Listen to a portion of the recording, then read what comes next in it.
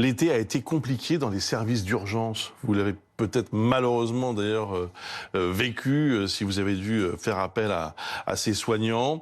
Et SAMU Urgence de France vient de publier un rapport dont les conclusions sont vraiment accablantes. On voit ça avec les éclaireurs. Et avec vous, Fanny Wegscheider. Fanny, que dit cette étude?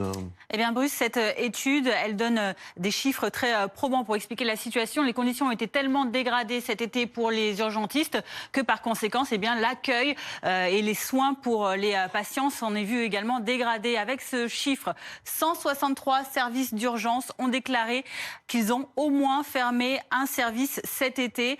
Sur les 300, plus de 300 services qui ont été interrogés, ça représente donc plus de 4 services sur 10, 42% de ceux qui ont été interrogés qui donc déclarent avoir eu des difficultés. Regardez où ça se situe, ces difficultés en particulier. Eh bien, sur cette carte de France, on va le voir, c'est 60 départements. Ce sont 60 départements qui sont concernés par des fermetures partielles de services d'urgence cet été. Particulièrement difficile sur ces départements en noir, que sont la Gironde, le Lot-et-Garonne ou encore le Rhône. Et puis, il y a encore 13 départements en rouge foncé, un peu partout en France, là où ça a été également très difficile, avec plus de 4 services qui ont fermé durant l'été.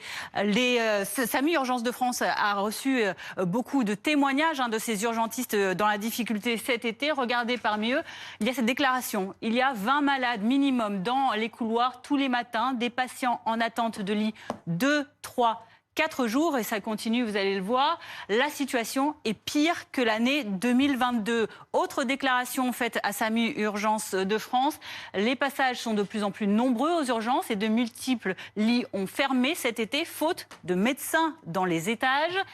La situation qui est encore décrite alors que le nombre de passages aux urgences lui augmente.